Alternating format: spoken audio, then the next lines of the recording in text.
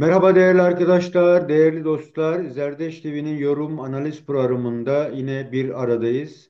Bugün yine barışı örme dosyamıza ilişkin bir çalışma yapacağız. Ancak bu çalışmada son 3-4 aydır ülkede yaşanan henüz adı konmamış, nasıl ele alınacağı da bir türlü insanların yeterince kavrayamadığı ama bir süreç mi, bir e, anlaşma mı, bir başka şeyin başlangıcı mı tanımlamasız bir süreç geçiyor. Ama biz yine de bunu Türkiye'deki son 100 yıldır gelişen bir sorunun, Kürt sorunun çözümüne ilişkin bir düşünce teatisi ve yeniden halkların buluşması gibi algılayıp bunun böyle tartışılması düşündüğümüz için barışı örme dosyasını geliştirdik. Bugün çok değerli bir konuğum var. Deney konuğum Mehmet Akkaya, filozof, yazar. Onunla bu tanımsız olan sürecin barış boyutu ve savaş boyutuyla arka planına bakmaya çalışacağız. Tarihsel arka plana ve felsefi arka planına bakmaya çalışacağız. Nedir savaş? Nedir barış? Bunların ortaya çıkışı veya varoluşlarının şeyleri nedir? Temellendiren değerler nelerdir? Buna insanlar nasıl yaklaşmış?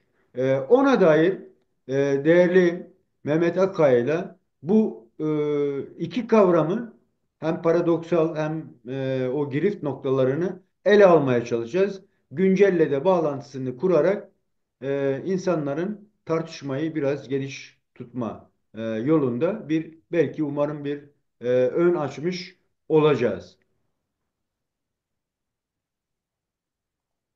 Değerli hocam merhaba, hoş geldin. Nasılsın? Merhaba sevgili Kemal, teşekkür ederim. Şimdi hocam dediğim gibi yani iki kavram, bu iki kavram görebildiğim kadarıyla uluslararası dengeye bakıldığında ve barıştan çok aslında savaşın nedenleri, onun olma hali, çok daha fazla tartışılıyor. Barış sanki ikinci planda. Dolayısıyla yani birbirini üreten bir de yapımı bunlar iki farklı olgu mu? Bu iki olgu öncelikle nasıl bakılmış? Felsefede nasıl bakılmış? Tarihsel arka plan bize bunları nasıl yansıtmış? Buna dair bize neler söyleyeceksin hocam? Bu iki kavrama ilişkin. Teşekkürler Kemal arkadaş. Bence çok önemli bir faaliyet sürdürüyorsun, kutluyorum. E, Her türlü entelektüel faaliyetin e, barış amacı taşıması gerektiğini kesinlikle söylüyoruz. Bu tabii sen de girişte de belirttiğin gibi bugüne özgü bir sorun değil. Bu sınıfların varlığıyla birlikte ortaya çıktığı aşikar. Üstelik de böyle antropolojik ve felsefi bakımdan düşünüldüğünde yani bir arkeolojik araştırma yaparak meselenin arkesini ortaya çıkartmak üzere harekete geçtiğimizde bu iki kavramın zaten diyalektik olarak bir bütün olduğu, eğer bir yerde barıştan söz ediyor isek, e, dolaylı olarak savaştan söz ediyor isek, savaş dolayımıyla da barıştan söz ediyoruz anlamına gelir bir sefer. Bu yüzden birçok kesimin, evet, Türkiye, Kürdistan halklarının da dahil olmak üzere son zamanlarda böyle bir barış ortamını aramak ve barış sanki yarın öbür gün gerçekleşebilirmiş gibi ele alınması güzel bir temenni olmakla birlikte öyle gerçeğe çok uygun da görünmüyor. Bu iki kavram her ne kadar sosyal planda modern tarihin ortaya çıkmasıyla insanların uygar topluma, komünal toplumlardan uygar topluma geçişte başladığını söylüyor isek, savaş ve barış kavramı sadece uygar dönemin de bir ürünü değil.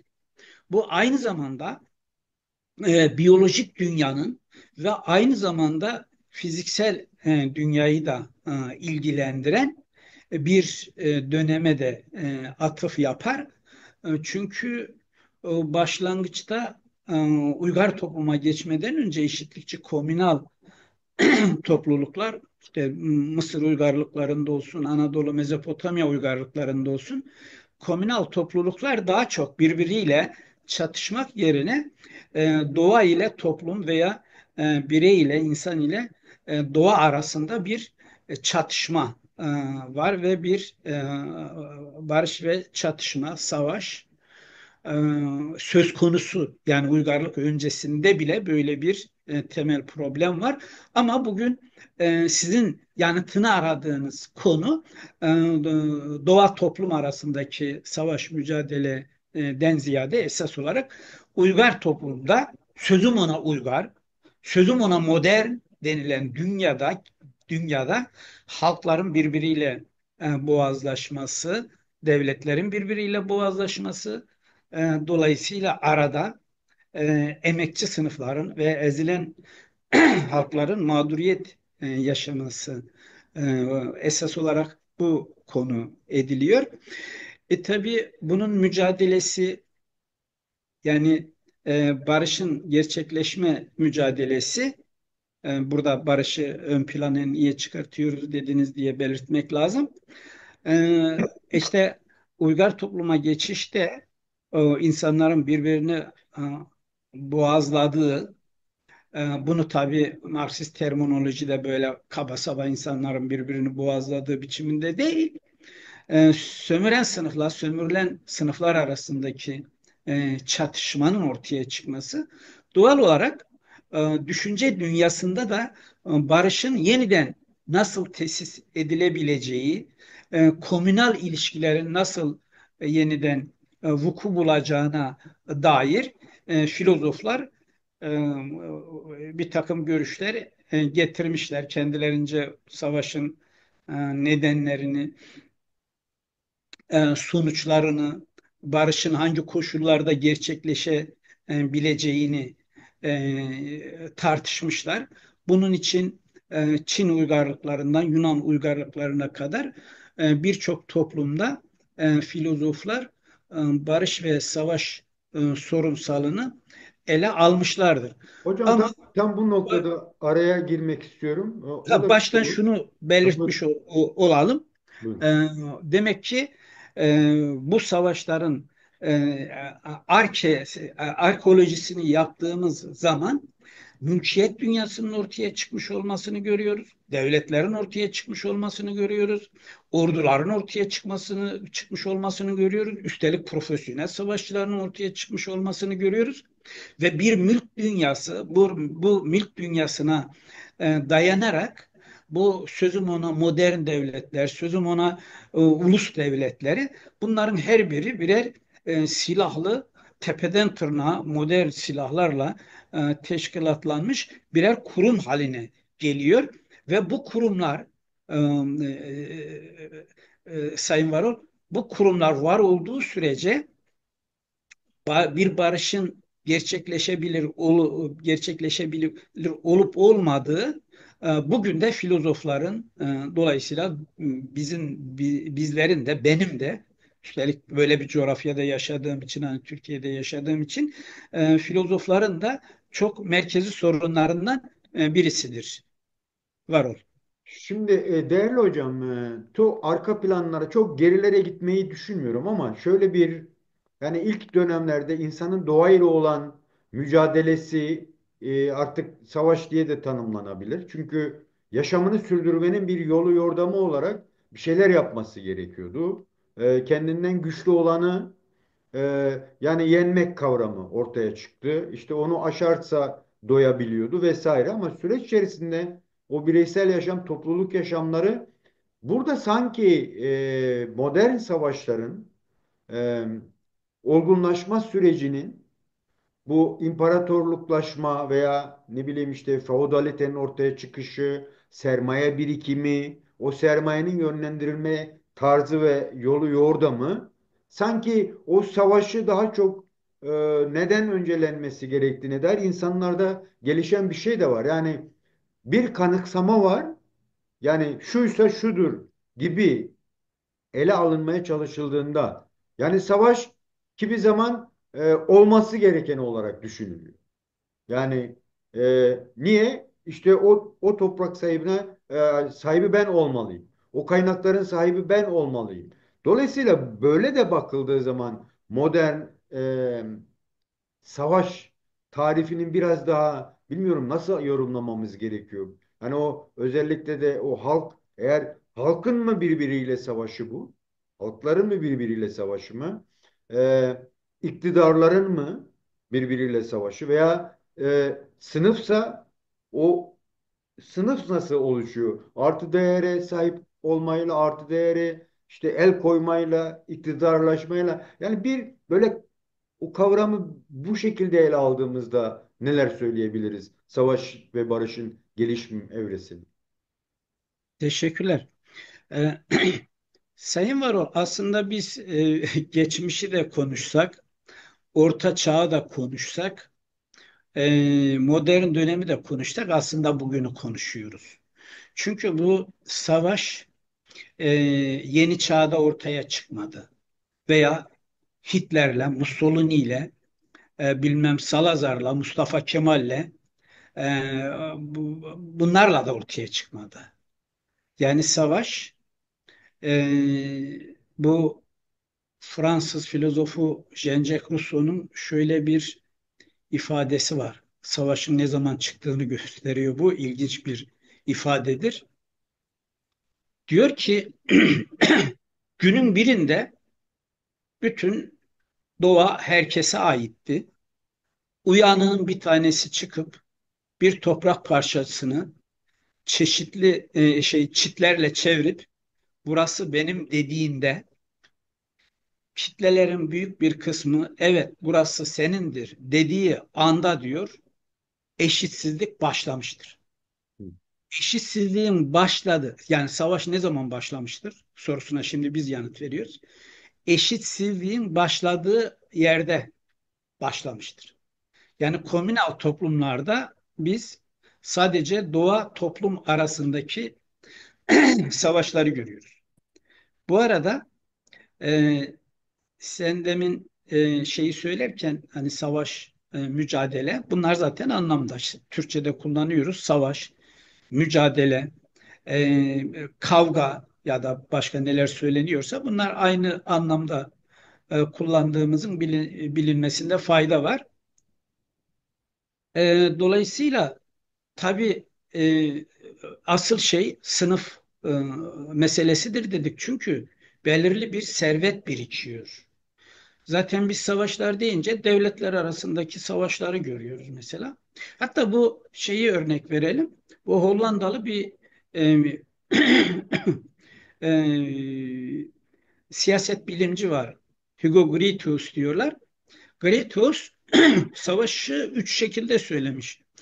Sayın Varol diyor ki bir e, devletler birbiriyle savaşır. Bu kamusal savaştır diyor. Bir özel savaş diyor. Vatandaşlar birbiriyle savaşır. Bir de işte karma savaş vardır diyor. Devletle vatandaş. Yani filozoflar bu tür şeylerle uğraşmışlar. Ama Marx bütün bunları getirdi şeye indirgedi. Ya bir yerde bir mülk birikmişse, bir yerde sömüren bir sınıf oluşmuşsa, sömürülen varsa savaş kaçınılmaz olur. Yani benim anladığım savaş meselesinde bu tez çürütülebilmiş değil. Bunu biz sınıf savaşlarına da uygulayabiliriz. Kadın erkek arasındaki çatışmaya da uygulayabiliriz.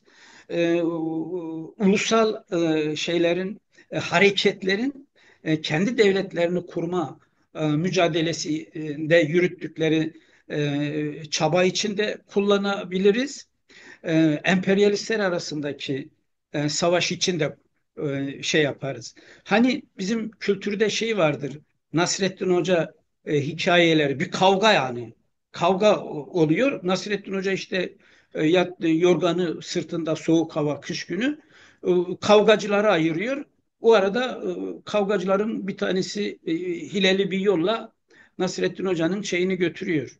Yorganını götürüyor. Eşi soruyor, ne oldu diyor.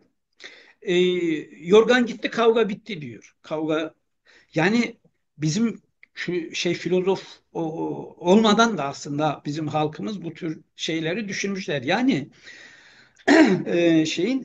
sermaye birikiminin, mülk sisteminin olmadığı yerde savaş olmuyor.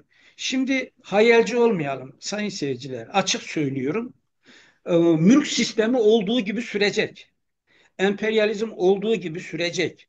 Devletler olduğu gibi yerinde kalacak ama Türkler, Kürtler, bilmem emekçiler, burjuvalar barış içinde yaşayacak. Ya sayın seyirciler, bu gerçekten size inandırıcı geliyor mu ya? Bu nasıl olabilir ki? Yine bizim kültürümüzde söylerler yani, biri yer biri bakar, kıyamet kopar derler. Bunlar az buz şeyler değil sevgili Kemal. O yüzden biz yani burada savaş barış felsefesini yapıyoruz. İnsanlar da bizi iyi. Bu filozof çıkmış iki tane formül söyleyecek. Yarın bizde de barış olacak. Böyle bir şey yok. Ha, böyle filozoflar var mıdır? Vardır. Çünkü onlar da bu sistemden nemalanıyor. Yani yok görüşmeler olursaymış, yok efendim uzlaşma olursaymış, yok demokrasi olursaymış, yok hukuk düzeni olursaymış. Tamam, bunlar var. Senin yani Türkiye gibi ülkelerde bile anayasa var. Peki hocam, Anayasaya Türkiye'nin bağlı. buna yaklaşımı ne olmuş? Yani e, bu filozofik yaklaşım gerçekten de bu olup biteni, yani realiteyi destekleyen nitelikler mi ortaya çıkarmış? Yani bir devleti kabul ediyorsan onun savaşabilme gücünü elde etmesini de kabul mü etmiş filozoflar, veya o gücün e, bana, yani bize, benim için, bizim için kullanılıyor olmasını kabul mü görmüş düşünce dünyası filozoflar? Buna filozoflar nasıl bakmışlar? Yani kabul, sanki bir kabul var. Çünkü evet, yani benim devletim yapıyorsa doğrudur. Benim halkım için yapılıyorsa doğrudur gibi bir şeyden bu noktaya geliniyor gibi sanki. Yani bu kavramların oluşmasına da yardımcı olan bir şey. Süreç içerisinde, çünkü savaşın yıkımları üzerine sanki barış kurgulanmaya başlanmış gibi. E, Ne dersin hocam bu konuda? Neler söyle? Bence Kemal arkadaş, sen çok güzel açıkladın. Şey antik Yunan'da olsaydı herhalde Platon konuşuyor derlerdi. Bakınız sayın seyirciler, şimdi biz filozofları büyütüyoruz, büyütüyoruz. Hani benim büyüttüğüm yok da.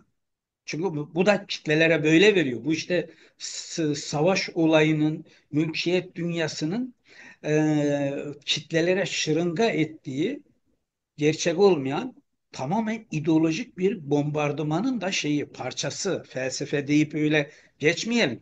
Böyle felsefe iyidir, böyle bir şey yok. Yani bu gerçekliği yansıtan felsefeler olur, üzerini örten felsefeler olur. Bakınız, sevgili Kemal çok güzel söyledin. Platon savaşı diyor, eğer Atina polis devletleri barbarlara karşı yapıyorsa diyor, bu iyi bir şeydir diyor. Öğrencisi olan Aristoteles tasdik ediyor. Diyor ki zaten barbarlar dediğimiz kesimlerle hayvanlar dünyası arasında özde bir fark yoktur diyor. Bakın sayın seyirciler, bunu filozoflar söylüyor. Büyük filozoflar yani, belki bundan sonra da kim bilir yani binlerce yıl adlarını bu tarihte koruyor. Yani savaş olgusu, yani bir savaşla hesaplaşmak, bu ana akım devletlerle, medyalarla, filozoflarla, felsefelerle, ana akım hukuk sistemleriyle hesaplaşmadan olmaz. Ama ben bakıyorum sevgili Kemal, hala Türkiye toplumu da dahil dünya halklarının büyük bir kısmı gitmişler de filozoflara tapan mı dersiniz? Bilmem bilim adamlarına tapan mı dersiniz? Teknolojiye tapan mı dersiniz? Sıkı durun. Biyolojik kimyasal silahlara tapan mı dersiniz? ordu mensuplarına, savaş komutanlarına, savaş pilotlarına tapan mı dersiniz? Sayın seyirciler, yani böyle bir durumda, böyle bir dünyada barış yani olsa olsa tamamen geçici olur. Evet, geçici olarak olabilir. 3 ay olur, 2 ay olur, 5 yıl olur, 15 yıl olur, 25 yıl olur, 5 gün olur.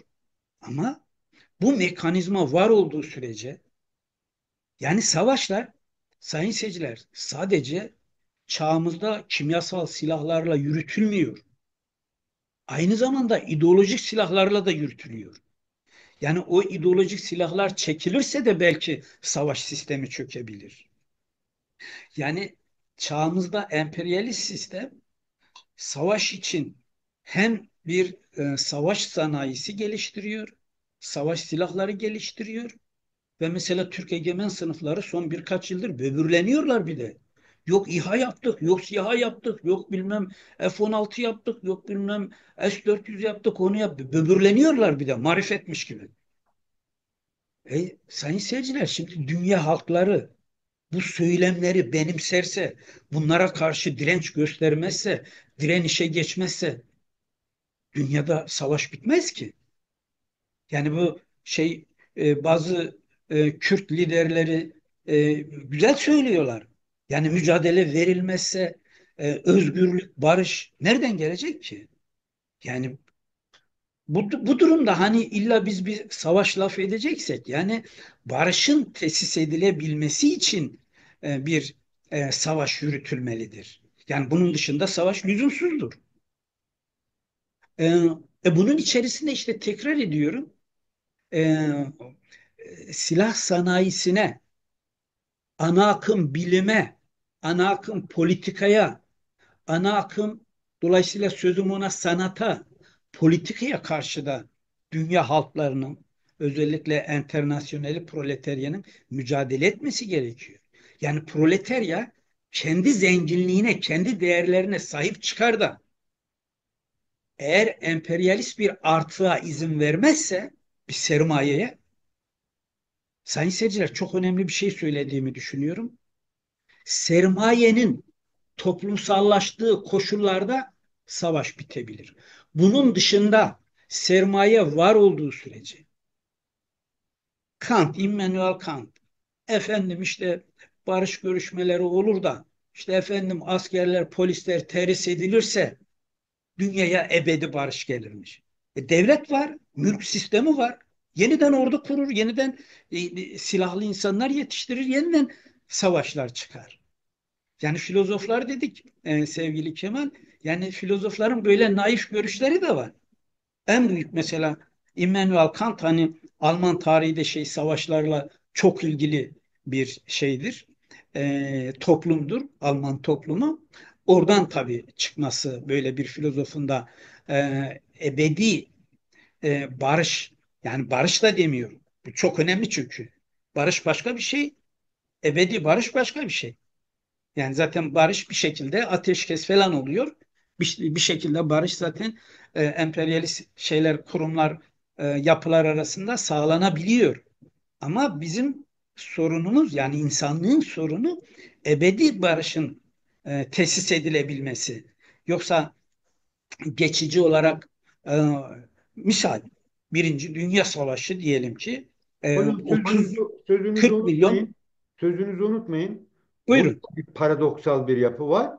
Öyle bir noktaya taşınıyor ki barış aslında savaşın yıkıcılığını e, yeniden tamiri vesaireden öte yeni bir savaşın yeni zeminlerini oluşturmak adına başvurulacak bir konuma geliyor modern savaş düzleminde baktığımız zaman. Böyle de bir sıkıntı var. Yani o paradoksa da bakıldığı zaman neden halkların talep ve istekleri, yani işte aynı halktan bahsediyoruz, asker veriyor. Yani oğlunu, kızını asker veriyor. Aynı halklardan bahsediyoruz. Bahsetmiş olduğumuz devlete vergi veriyor. Aynı halktan bahsediyoruz. Bu halkın gücünü koruyabilmesi için insanlığın yaratmış olduğu demokrasi gibi, işte halk iktidarı gibi veya iktidar oluşturma sürecinde de katkı sunan bir şey. Yani o paradoksa göre de bakıldığı zaman neler söyleyebilirsin hocam bu noktada? Evet. Teşekkürler Kemal. Tabii bu paradoks dediğin çok önemli. O paradoksu çoğu zaman biz diyalektik olarak, yani karşıtlar bir arada oluyor ya, böyle tutarsızlık, çelişki. Onlar felsefede çoğu zaman pejoratif değildir. Yani paradoks, diyalektik, çelişki, bunlar pozitif olarak görülür. Yani olgunun, diyelim ki konuştuğumuz konu açısından sosyal o olgularda dahil, onların e, doğasını teşkil ediyor. Şimdi biz tabii, sen biraz da haklı olarak eleştiri de yapmış oldun dünya halklarına. Bu eleştiriyi zaten biz de yapmış, ben de dolaylı olarak yapmış oluyorum. Ama işte tam da iyi söyledin. Bu nedenle de sayın seyirciler, aynı halklar hiçbir devletin sonsuza kadar ayakta kalmasına izin vermedi. Sevgili Kemal'in söylediği gibi Roma İmparatorluğu 1000 yıl sürdü. Ama Roma halkları öyle ya da böyle günün birinde, tabiri maruz görün, arpayı kesti. Arpayı kesti ve o imparatorluğu yerle bir etti. Yani Tanrı tarafından yıkılmadı. Yani biz bir de hani benim gibi insanlar böyle şeylere inanmadığımız için sosyolojik temelli bir şekilde kuruldu.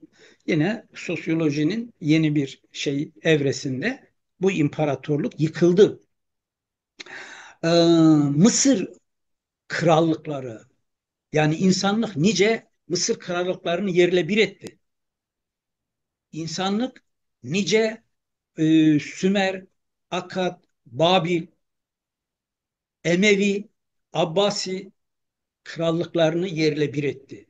Kendi topraklarımızda Osmanlı İmparatorluğu dünyaya kan kusturarak 600 yıl ayakta kaldı.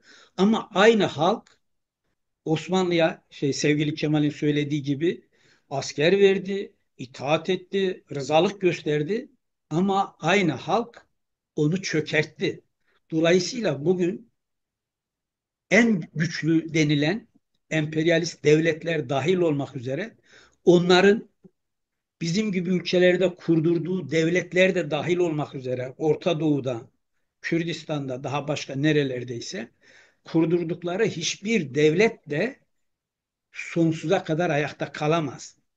Yani paradoks dediğimiz bu. Yani kurulan yıkılmak zorunda. Yani dünyanın, bilmiyorum, hani diyor ya, şeyin fıtratında var diye. Biz de bunu söyleyelim. Bu kurulma ve yıkılma, bu uygarlığın, sınıflı sömürücü uygarlığın doğasında var. Tesis olur, yıkılır. Yeniden kurulur, yeniden yıkılır. Yani dünya halklarının özellikle bunu bilmesi gerekir. Biz efendim sınıfsız, imtiyazsız bir toplum yarattık. Ben ölsem bile bu devlet sonsuza kadar payidar kalacakmış. Yok böyle bir şey arkadaşlar. Teolojide de yok. Yani bugünün insanı, yani sadece işte yeniden mesele şeye geliyor sevgili Kemal. İdeoloji meselesine geliyor. Yani bu e, şeydir. Psikolojik savaş dedikleri aslında. Yani aktüel moda ifadeyle söyledikleri e, psikolojik savaşın sonuçlarıyla bunlar biraz ayakta kalabiliyor. Dolayısıyla nedir ki şurada Orta Doğu'daki devletleri düşünelim. Yani bu Bizans 1000 yıl, Roma İmparatorluğu bilmem 600 yıl, Osmanlı İmparatorluğu 600 yıl. Bunlar bile yıkılmış. Efendim Orta Doğu'da emperyalistler masa üzerinde cetvelle haritalar çizerek devlet kurmuşlar. Bunlar sonsuza kadar kalacakmış. Hayır. Bunlar işte emperyalist sermayenin çeşitli form kazanmış biçimleridir. Kendileri de söylüyor. Devlet mevlet ortada yok. İşte Suriye'yi gördük. 13 gün sürdü devlet dedikleri. Normalde devlet bunlara sorsanız egemen sınıflara binlerce yıl sürecek. O dönem zaten kapandı da binlerce yıl sürme dönemi zaten kapandı. Yani yüzlerce yüzyıl sürer veya sürmez. Ayrıca da sürdüğü süre zarfında hiçbir zaman bu tür devletler devlet özelliğini de gösteremedi. Anayasa anayasasını uygulayamıyor. Ceza yasaları ceza yasalarını uygulayamıyor. Hukukunu uygulayamıyor. Yani misal Türkiye'de böyle bir devlet kurulmuş 1920'lerde ama Dersim gibi bir coğrafya var. 1938'e kadar bu devletin devlet olduğunu kabul eden yoktu zaten. Çünkü devlet içinde başka bir devlet var zaten. 38'de 40'ta böyle bir devlet kuruyorlar ama bugün ne olacağı yine meçhul bir şeye gidiyor, evriliyor. Sürece evriliyor. Dolayısıyla biraz hani devlet felsefesi de yaparak baktığımızda bu barış meselesinin düşünülen yani cidden düşünülüyor. Katılıyorum buna. Yani dünya halkları ciddi bir şekilde barışı düşünüyor. Ama bence hala daha da ciddi düşünülebilir gibi bir şey var, duygu var bende. Ya yeterince ciddi düşünülmüyor. Şu nedenle, efendim anayasa var, devletler var, bağımsızlık var, hukuk var. O halde barış gelebilir. Bu mümkün değil. Hocam bu Bugün noktada ben yine izninle yine araya gireceğim. tabii Sözünüzü tabii buyur. Ben unutmayın. uzun tutuyorum. Sen kesebilirsin Şimdi bir Kemal. de şöyle bir şey var. Yani e, bahsetmiş olduğumuz sınıfların oluşum tarzı, sermaye birikimi, işte halkların bilinçlenmesiyle edimlerin artması, işte demokrasi diyoruz, anayasal vatandaşlık diyoruz, işte sınırlar diyoruz, bilim diyoruz, teknoloji diyoruz. Öyle bir noktaya geliyor ki savaş bunların hepsini kullanarak kendini yeniden üretebilme yolunu yordamını buluyor. Yani bu işte felsefi, ideolojik değişimler, inançsal değişimler, yani din buna ön ayak olmuş, sınırların tanımsızlığı buna ön ayak olmuş, işte nüfus artışı buna ön ayak olmuş. Böyle baktığımız zaman yine yani nasıl oluyor da savaş öncelenip barış süreci arka planda arka noktada kalmış. Yani şöyle bir paradoks da yok mu? Sanki savaş olmasa, yani lütfen bu konuda yanılabilirim ama böyle bir düşüncem var. Sanki savaş olmasa yaşamın devamının da kesileceğine dair böyle bir analoji yaratılmış. Yani böyle bir yanılsama var. Bu konuda bize neler söyleyeceksin? Yani bu yanılsamadan dolayı mı bir türlü barışın yıldızı parlayamıyor, öne çıkmıyor? Bu konuda neler söyleyeceksin hocam?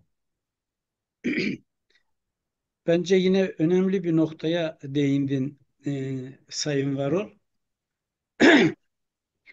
Ya teolojik olarak kader diye bir şeyden bahsedilir. Yani dünyanın kaderi, insanın kaderi olur. Her varlığın bir kaderi vardır. Uygar dünyanın da bir kaderi vardır. Tanrı böyle emrettiyse böyle olur. Yine bizim kültürde vardır. Böyle gelmiş böyle gider. Tabii bu bizim kültürde vardır dediğimiz egemen kültürde vardır dememiz lazım. Yani ezilen halkların, emekçilerin kültüründe değil.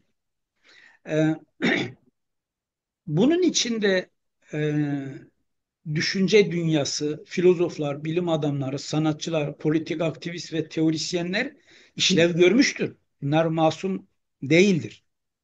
Kilise işlev görmüştür. Günümüzde okul, üniversite bu savaşı üretmek için işlev görmektedir. Bu sürecin rahleyi tetrisatından geçen kitlelerin bu senin söylediğin ruh halinden kurtulması mümkün değildir. Abartmayayım. Mümkün değildir biraz mutlaklaştırdım işi. Kolay değildir. Bu zor bir şeydir. Kendimizden bile benim gibi insanlar bile kendinden biliyor. Düşünce çalışması yapan insanlarız biz. Herhangi bir şekilde inatçılık yapmamamız lazım. Ama buna rağmen çocukluktan itibaren öyle bir yetiştiriliyoruz ki dini ideolojilerle, milli ideolojilerle o gerçek durumu, olguların yapısını çabuk kabullenmek, görmek, anlamak, kabullenmek, benimsemek kolay olmuyor. Bu işte düşünürler çeşitli açılardan savaşı açıklamaya da çalıştılar. Yani antropologlara sorsanız, benim yerimde diyelim ki bir antropolog otursaydı, ona sorsaydınız, yani ana akım antropologdan bahsediyorum. Diyecekti ki Kemal kardeşim, bu savaş niye var? Bunu insanlar bireysel olarak çıkartıyorlar. Çünkü bu insanlar avcılık toplayıcılık döneminden geliyorlar.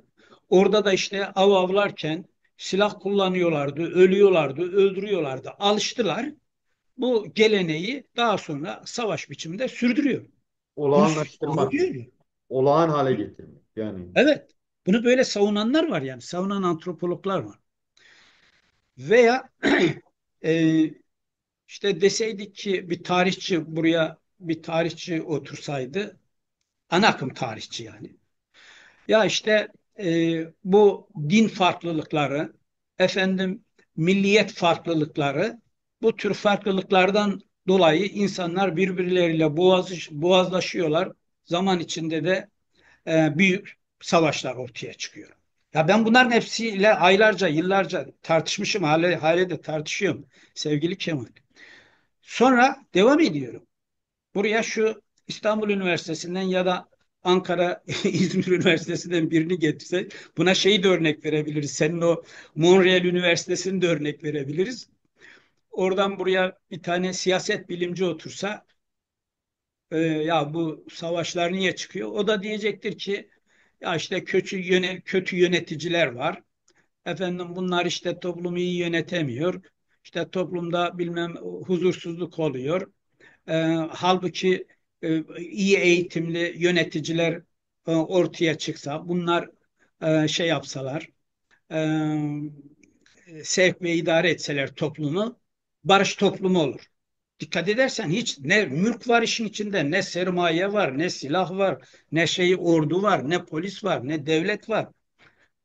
Kısacası bu yani neden böyle barış temalı gitmiyorum? Şimdi bu zihniyetle yetişen kitleler, dünya halkları ki son e, geçen bir yerde de söyledim, senin programda da paylaşıyorum. 66 yıldır dünyada emekçilerin ve ezilenlerin lehine devrim olmuyor. Sayın Varol. En son devrim yani kitlelere moral verecek devrim Küba'da olmuş. 1959. Hani bu savaş şey açısından çok önemli. Emperyalistlerin önü açıldı. O yüzden neredeyse dünya savaşı çıkartacaklar. Sürekli de zaten bölgesel savaş çıkartarak dünya halklarını şey yapıyorlar. Katliamdan geçiriyorlar. Şimdi buradan bakılınca e, bunun vakti zamanında zaten şeyini de teorisini de büyük filozoflar da yapmışlar. Şimdi önemli bir şey söylüyorum yine. Bilim diyoruz. Sayın seyirciler bilim deyince böyle herkes kutsiyet yüklüyor. Ya böyle bir şey yok. Sınıflı toplumda bilim sömürücü sınıflara hizmet eder öncelikle. Yani sen efendim kadın arkadaşlar için söylüyorum. İyi koşullarda doğum yapasın, sezeryan sistemi ve bunun için bilim gelişmez. Bilim e, daha fazla kar etmek, daha fazla faiz kazanmak, daha fazla rant elde etmek. En nihayetinde de artı değeri artırmak için bilim gelişir. Bunun içerisinde bir kalem var ki o kalem son derece önemli. Bizim şu program için o kalem söylenmese bir işe yaramaz bu program. Benim konuşmam diyeyim en azından. Bu bilimin içerisindeki bu kalem silah. modern silah üretiyor. O antik çağda Mısır uygarlıklarında yüzlerce savaş olmuştur ama kazmayla bilmem okla, yayla, mızrakla yapılan savaşlar sınırlı insan kaybına ki çok önemlidir. Bir kişi, bir insan bile çok önemlidir. Neden olurken bugün savaş sanayisi diye bir sanayiden söz ediliyor. Gerek Türk egemen sınıfları, Türkiye gibi devletler, gerek emperyalist devletler en çok savaş sanayisine, savaş bakanlığına, bakmayın onların uydurarak savunma bakanlığı dediğine. Değerli arkadaşlar, bu ideolojik manipülasyon kavram dünyası son derece önemli. Bu konularda kesinlikle uyanık olmak lazım. Savaş Bakanlığı'nın adını Savunma Bakanlığı koyuyorlar.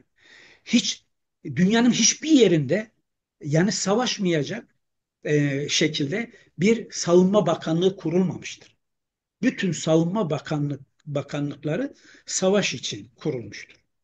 Söylemi de böyle geliştirilir. Bugün mesela en büyük savaş barış yanlısı sorsanız Amerika Birleşik Devletleri çıkar, İngiltere çıkar, Rusya çıkar, Çin bunlar çıkar. Mesela Halbuki işte dünyaya Afganistan'a barışı getirmek için gidiyor. Veya Orta Doğu'ya barışı kurgulamak için gidiyor. Tam bu noktada yine bir soru daha sormak istiyorum hocam. Devlet ve güç ilişkisi. Yani bu gücü oluşturan devlet, o devletin varlık sebebi de halklar yine. Ben hep bu boyutuyla bakmaya çalışıyorum. Çünkü verili sistemin tartışmak istediğinin dışına biraz taşmamız gerekir diye düşünüyorum. Yani onların verilerini tartışıp da yine biz onların kendilerini yeniden sanki üretmesini de sağlıyoruz gibime geliyor. Dolayısıyla yani bu gücü edinirken devlet dayandığı stratejiler var. İşte senin daha iyi eğitim alman için. İşte senin daha iyi e, bir işte çalışman için. Senin daha iyi gelire sahip olman için. Senin daha iyi giyinmen için gibi kavramlarla halklar e, e, o sınıfsal yapılanma, o artı değer konumu, işte iktidarın oluşu, yönetim erkinin kutuplaşması yani halkın yerin yönetiminden çok temsili yöntemlerin oluşması gibi birçok olguyu da beraberinde getiriyor. Yani o nedenle barış biraz daha öteleniyor, geriye gidiyor ve öncelenemiyor bir türlü. Böyle de bakıldığı zaman yani e, bu hafıza mı zayıf? Halkların hafızasının zayıflığı mı? Korkular mı? Nedir savaşı gün gelir ya örneğin yani kimyasal bir fabrika açılır. Diyorsun ki ya burası bak 3 sene sonra hava kirliliğinde yaşanılacak bir hal olmayacak burada diyorsun. O diyor ki ya ne olacak çoluğumuz çocuğumuz hiç olmazsa çalışır eve ekmek gelir diyor. Erzincan meselesini bir görüyorsunuz o siyanür havuzunun parçalanması süreci. Hani böyle de bakıldığı zaman yani tamam iktidar bunu ister. Bu stratejileri var devletin. Yine haklar boyutuyla bakıldığı zaman neden savaş bu kadar önceleniyor? Neler diyeceksin hocam? belki biraz tekrara düşmüş olacağız ama o kısım şu. Bir sefer komünal toplumdan uygar topluma geçtiğimizde insanlık iktidarını sömürücü sınıflara bir kez kaptırıyor. Güç karşı tarafa geçiyor tabir yerindeyse. Güç sömürücü sınıflara geçiyor. Ee, Dolayısıyla sömürücü sınıflar çok güzel söyledin. Hem sömürüyor, bu sömürüye karşı çıkacak e, kesimlerin içerisinden de savaşçılar devşiriyor. Yani bugün için diyelim ki Türkiye'de son 10 yılda şöyle bir politika gelişmiş diyorlar. Benim biraz daha genç ve çocukluk yıllarımda ya hiçbir iş bulamıyorsan limon satarsın falan derlerdi bizim büyükler. Şimdi diyorlarmış ki ya asker olursun, polis olursun, uzman çavuş olursun, çevik kuvvet olursun. Bir de şey yapmışlar, üniversite ortamında işte okulu bitirdiğinde ne olmak istiyorsun? Böyle silahlı külahlı mesleklere seçilenlerin, tercih edenlerin sayısının çok fazla olduğu söyleniyor. Şimdi e, ya şu ben senin sorunu doğrusu biraz hümanist, biraz hümanist ve biraz naif bulduğumu da söyleyeyim. E, çünkü e, bunu yani şöyle ya bu sistem böyle kurulmuş zaten. Yani bunu kabul edelim. Ya insanlar aslında analarından doğduklarında masum insanlar kabul. Ama doğduğu andan itibaren Jean-Jacques Rousseau bunu söylüyor. Yani insan doğal olarak saldırgan değil. Mesela işte bu demin sıraladım. Buraya bir psikolog da otursaydı bugünkü ana akım psikologlardan birisi diyecekti ki Sayın Varol bunu anlamayacak ne var? İnsanlar savaşa yatkın bir varlıktır. Doğasında vardır, çatışıyor derdi. Ve yine sevgili Kemal buna on binlerce kişi de inanırdı. Belki hani senin bu platform için, senin televizyonun için, programın için izleyici öyle bir şeyi şey yapmayabilirdi. Kabul etmeye bir direnç gösterebilirdi ama kitlelerin on binlercesi bunu kabul ederdi. Ki sen de zaten niye kabul ediyorlar diye soruyorsun. Ben anlıyorum yani. Yani doğru bir noktadasın ama bana şöyle geliyor ya bu zaten böyle olur. Bu dünyada bu böyle olur. Uygar dünyada. Mesela bunu şeye bağlayalım. Yani Marx'ın felsefi sistemine, epistemolojisine bağlayalım. Marx dedi ki ya bunlar yanlış bilinç ama normaldir diyor Marx. Yanlış bilince normaldir diyor. Ya emekçi kendi çıkarını savunmuyor. Nasıl normaldir diyorsun? Diyor dünyanın kendisi ters duruyor. Kapitalizm insan doğasına aykırı. Kapitalizmin yok edilmesi lazım ki insan kendi doğasına veya yaşadığı dünyanın ilişkilerine uygun düşünebilsin. Dolayısıyla da rekabet diye bir şey geliştiriyor. Mesela bu bizim verdiğimiz istatistik, okullar üzerinden verdiğim istatistik, misal 50 yıl önce belki verilmezdi. Ama şimdi modernizm geliştikçe bu işsizlik, rekabet, biz şimdi emek sermaye çatışması diyoruz. Emek sermaye savaşı diyoruz doğru. Ama aması var işte. Sermayenin sermayeyle de çatışması var. Üç, ikisini söyledik. Üç, emeğin emekle de çatışması var işte. Rekabet, yani işe girme. Yani kitleler henüz şöyle bir bilince yükselebilmiş değil. Ya biz birbirimizle rekabet ederek bu dünyanın üzerinden gelemeyiz. Bu dünyanın değiştirilmesi gerekir. Böyle bir bilinç zaten e, Marksist ideoloji, komünist bilinç, kitlelere sınıf bilinci taşıma veya kitlelerin sınıf bilincini alması veya ezilenlerin diyelim ulus bilincini alması, kadınların kadın bilincini alması, serflerin, kölelerin serf ve köle bilinci alması bu nedenle önemli. Bir yanıt yani soruya daha böyle kapsamlı bir yanıt. Ezilenler ve emekçi sınıflar kendi sınıflarının bilincine varmadıkları için bu senin söylediğin paradoks gerçekleşiyor ve barış ikinci plana itilerek e, insanlık adeta savaşın içerisine sürükleniyor. Evet, savaşın içine sürükleniyor. Ve bu arada biz şimdi o şeyle başladık yani doğa insan çatışması. Sayın seyirciler, emperyalist sistem sadece insanlığa savaş açmış değil, savaş açmış değil. Sadece Kürdistan halklarına savaş açılmış değil. Tabii ki çok özel özgün bir boyutu var Kürdistan savaşlarının. Veya sadece Filistin'e savaş açılmış değil ki bir yıl içinde 50 bin eğer doğru söylüyorlarsa 50 bin ya da daha fazla insan Filistinli katledilmiş. Kürt Savaşı'nda bilmem 60 bin 70 bin insan katledilmiş. Ukrayna Rusya Savaşı'nda Bir milyona yakın insan katledilmiş diyorlar. Ama Karadeniz'deki balık da katlediliyor. Yani bu çağda savaş böyle bir bela haline gelmiş. Bana öyle geliyor ki biraz da mizah katarak söylemek istiyorum. Bu savaş baronları da bu işin içinden çıkamıyor. Yani öyle bir kuşatıldı ki dünya. Börtü, böcek, doğayı yok ediyor bu savaş. Sadece insanı yok etmekle kalmıyor.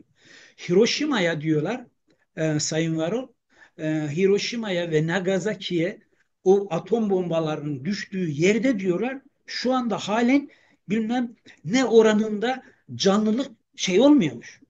Peyda olmuyor, gelişmiyor. Ya, denizi yok ettiler. Denizi yok ediyorlar, toprağı yok ediyor savaş. Yani bu yüzden öyle savaş deyince Siyanürlü altın aramayla koca Kaz Dağı işte çırılçıplak hali geldi. Yani birçok dağ ama Kaz Dağı öne çıktığı için söylüyorum. Ne adına? Altın üretme. Altın neyi sağlayacak? İşte o iktidarı güçlü tutacak sermaye birikimini vesaire. Yani tam da söylediğiniz gibi sermayelerin arasındaki çatışma da bunu daha zor görmemizi sağlıyor. Buyurun hocam.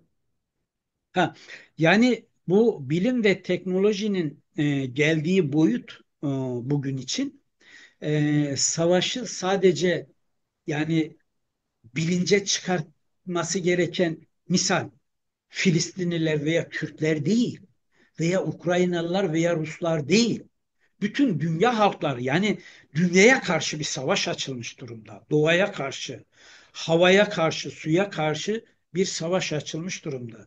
Bu yüzden yani savaş karşıtı e, mücadelenin evrensel planda geliştirilmesi her ne kadar merkezde emek sermaye çatışması bunlara neden oluyor ise de çağımızda tabii yeni toplumsal hareketlerde geliştiği için böyle kabaca gidip yani her şey emek sermaye çatışması diğer şeyler dinamikler ikincil plandadır ya da önemsizdir anlamına gelmez.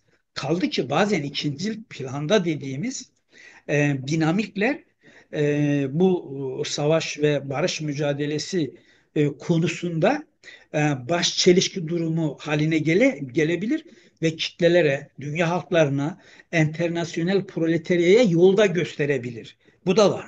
Mesela diyelim bizim coğrafyamızda son e, 50 yıldır bir Kürt mücadelesi gelişti. Bu çeşitli mücadele tarzlarına da imkan veren, ufuk açan bir görünüm de sergiliyor. Yani dolayısıyla bunlardan da yararlanılması ve dünya halklarının barış için ortak mücadele ve bu barışın da öyle şuraya yazalım, buraya yazalımla olmayacağını, köklü bir mücadele gerektiğini, bir devrimden bahsediyorum. Hani Sovyetik, sosyal eşitlikçi yani mülkiyet sistemine, sermayenin birikimine son veren bir barış mücadelesi sürdürmek gerekiyor ki ebedi barış dediğimiz hani sonsuz barış anlamında ebedi barış da ancak o koşullarda gerçekleşebilir.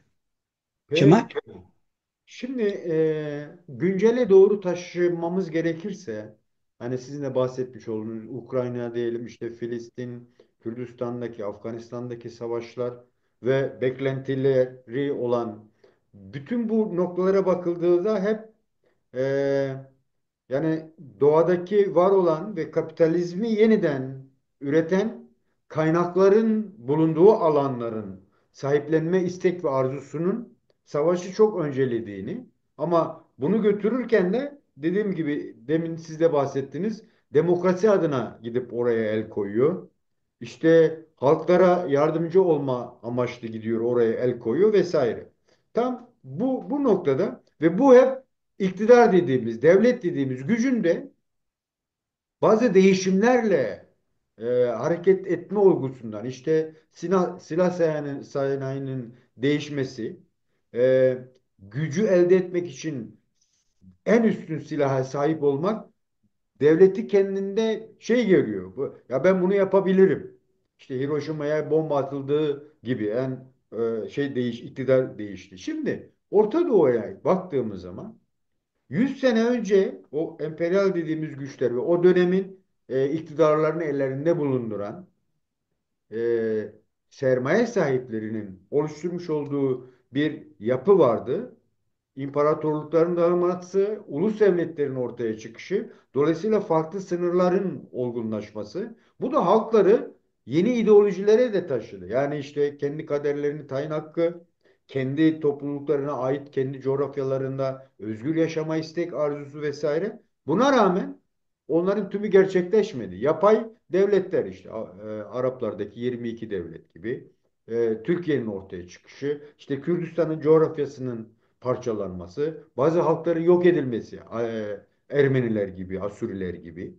Böyle bakıldığı zaman günümüze de bakıldığımızda yani öyle bir nokta ki dünün imparatorluk sonrası oluşan bir devletinin tıpkı 100 sene önceki o devletler İngiltere gibi, Amerika, İtalya gibi bir emperyal bir yaklaşımla da Kürdistan topraklarına girişi de var Türkiye Cumhuriyeti'nin. Yani böyle bir ne oldu da yani Türkiye çok mu zenginleşti? Çok mu bilimsel öncülük kazandı? Çok mu böyle değer yükselmesi oldu da emperyal bir yapı kazandı?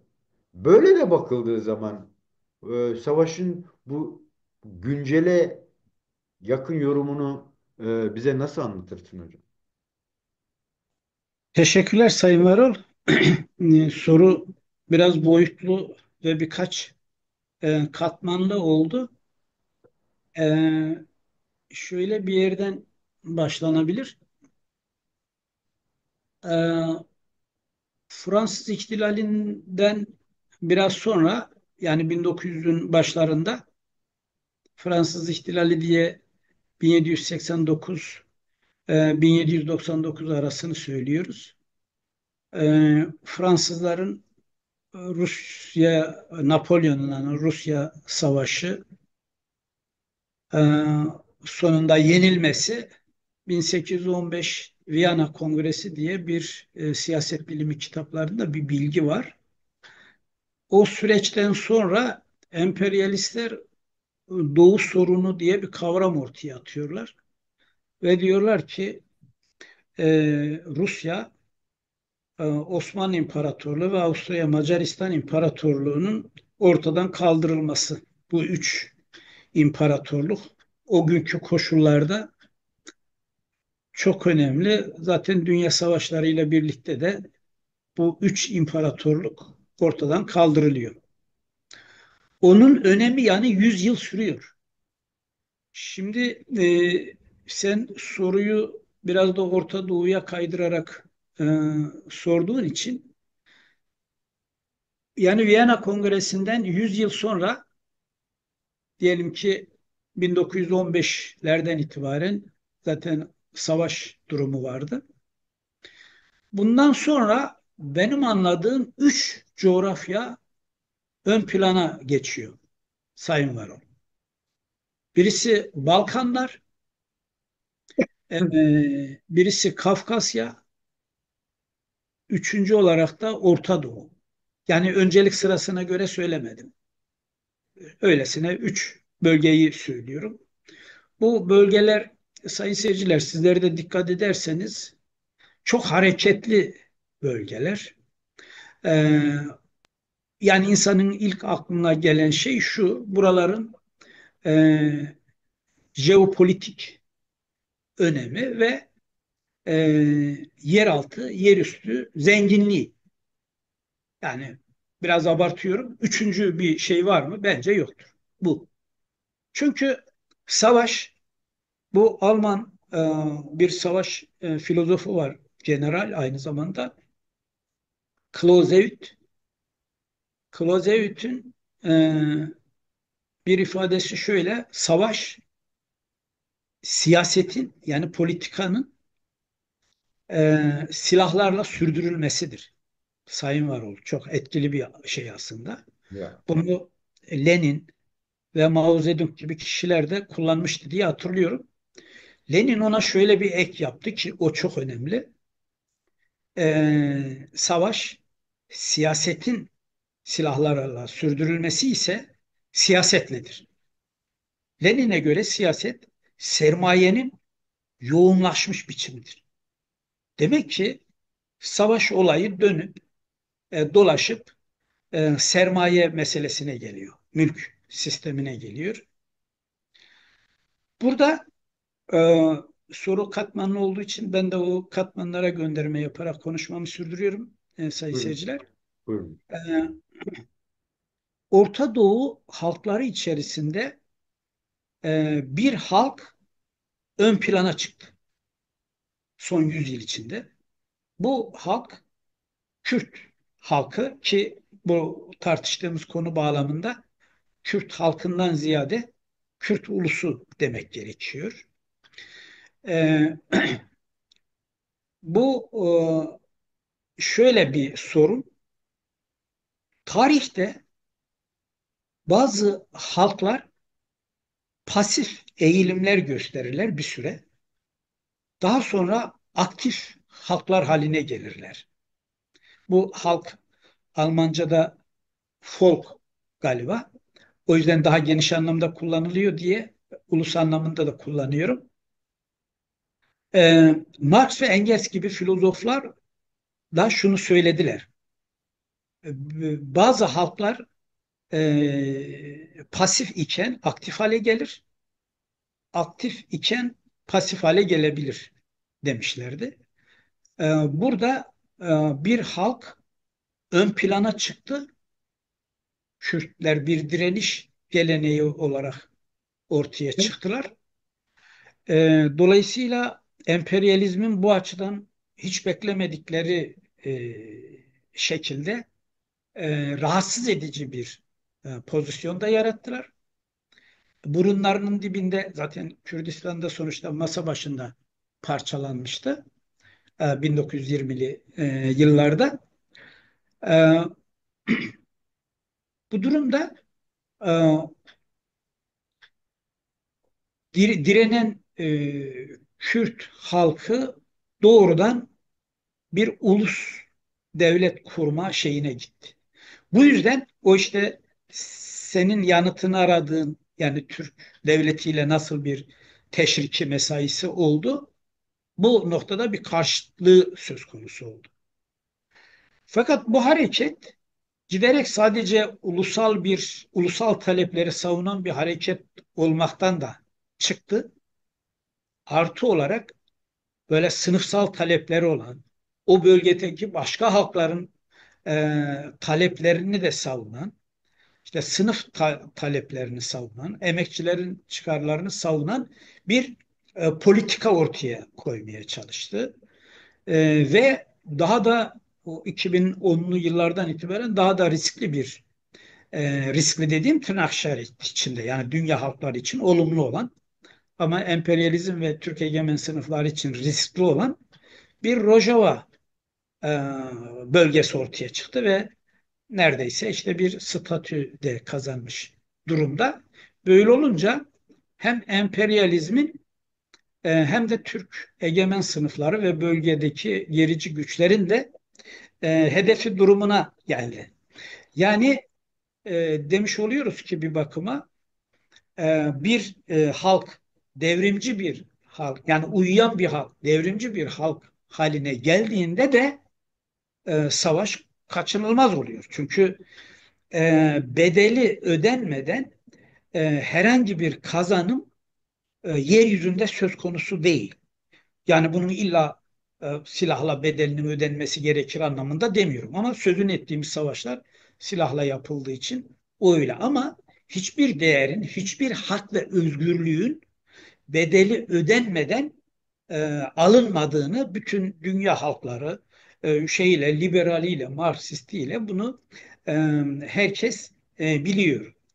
Bu yüzden de Kürtler bugün böyle bir direniş gösterdikleri için savaş şeyiyle en fazla mesela uzağa gitmeye bile gerek yok. 80'den önce bu savaşın yükünü Türkiye Sol Hareketi, komünist örgütler, o mücadele örgütleri, devrimci örgütler, onlar üstlenmiş. Öyle görünüyor. O 10 yıllık tabii 90'lı yıllarda da 2000'li yıllarda da bir gelip gitti. Ama şu anda bütün yük esas olarak bölgenin devrimci güçlerini de yanlarına almış olan bir devrimci Kürt hareketinden söz ediliyor. Şimdi bu hareket açısından eğer aktüel bir şey konuşacaksak hani bu hareket açısından barış mümkün mü? Ya işte burada bütün tarih bize şunu gösteriyor. Barışın gerçekleşebilmesi için savaşı sürdüren taraflardan birisinin yenilmiş olması gerekiyor. Başka türlü barış olmuyor. Olmamış yani. Misal Birinci Dünya Savaşı'nda işte Alman emperyalistleri dahil olmak üzere bağlı olduğu blok o şekilde. İşte İkinci Dünya Savaşı'nda yine işte hangi devletlerse belirli devletler yenilerek belirli sınırlara çekiliyor. Doğal sınırlarına. Yani o savaş daha fazla sürdürülemez noktasına geliyor ve barış zorunlu hale geliyor. Yani şu bir yanılgı olur. Efendim barışı işte bilmem falanca kanaat önderi ortaya çıkar.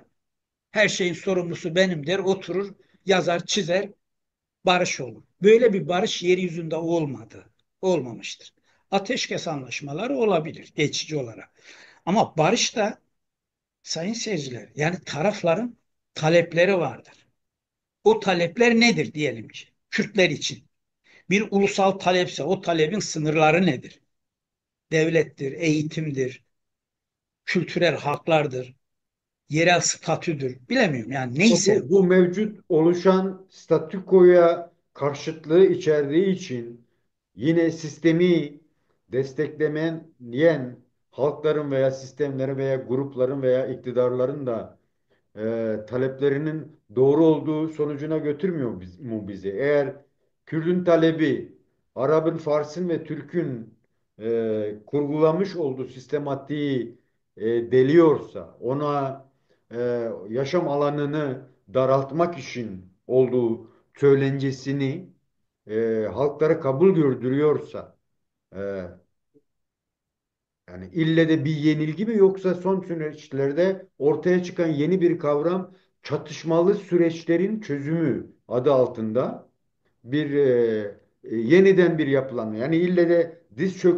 köktürüp yenildi değil de birlikte yani ödünler vererek çatışmalı sürecin daha yumuşatılması evresi olarak bakıldığında Kürtler ve Türklerin barışına veya Kürtler ile Arapların barışına ulaşma yani Kürtler güçlendikçe mi bu gerçekleşecek yoksa güçler kendi aralarında halklar bunu zorlayabilecek kapasiteye ulaştı mı ulaşmadı mı? Yine belki biraz dağınık oldu ama Hayır hayır bence önemli, güzel. Güzel hem de itiraz içeren bir soru da evet oldu. buyurun. Şimdi tarih bize şunu gösteriyor ki kimin haklı kimin haksız olduğuna bunu mutlaklaştırarak söylemiyorum.